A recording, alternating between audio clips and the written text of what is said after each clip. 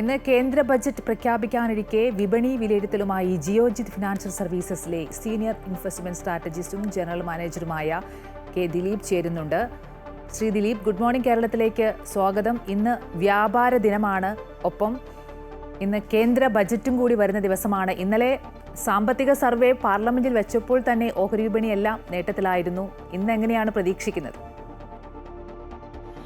ഇന്ന് ബജറ്റ് ദിനമാണ്. വളരെ ഉയർന്ന തോതിലുള്ള കയറ്റിറക്കങ്ങൾ വിപണിയിൽ പ്രതീക്ഷിക്കാം. എങ്കിലും നേട്ടത്തിൽ വ്യാപാരം തുടങ്ങുമെന്ന് തന്നെയാണ് പ്രതീക്ഷിക്കുന്നത്. ഇന്നലെ സാമ്പത്തിക സർവേ റിപ്പോർട്ട് പുറത്തു വന്നിരുന്നു.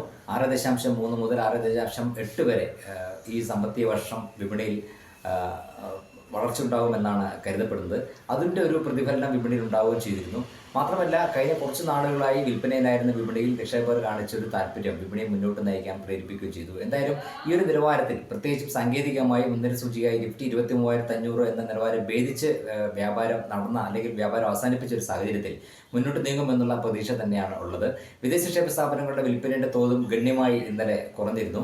ബജറ്റ് ഏത് ദിശയിലേക്ക് നീങ്ങും അല്ലെങ്കിൽ ഏത് രീതിയിൽ വിപണിയെ പ്രോത്സാഹിപ്പിക്കും എന്നതനുസരിച്ചായിരിക്കും ഇനി വിപണിയിൽ ഉണ്ടായേക്കാവുന്ന നീക്കങ്ങൾ. ബജറ്റിൽ ഒരു ശുഭപ്രതീക്ഷ വിപണിക്കുണ്ട്.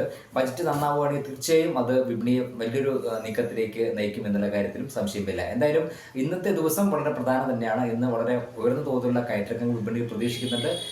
എങ്കിൽ കൂടിയും ബജറ്റിൻ്റെ ഒരു നീക്കം അനുസരിച്ചിട്ട് അതിൻ്റെ ഒരു സ്വാധീനം വിപണിയിൽ തീർച്ചയായും ഇന്നത്തെ വ്യാപാരത്തിലുടനീളം ഉണ്ടാവും എന്ന് തന്നെയാണ് കരുതുന്നത്. ഇന്ന് ശനിയാഴ്ച ആയിട്ട് കൂടി ഒരു പ്രത്യേക വ്യാപാര ദിനമായി ഇന്ന് വെച്ചിരിക്കുന്നത് തന്നെ ബജറ്റ് ഉള്ളതുകൊണ്ടാണ്. സാധാരണഗതിയിൽ ബജറ്റ് ദിവസം വിപണി വളരെ സജീവമാവുന്ന ഒരു സാഹചര്യമുണ്ട്.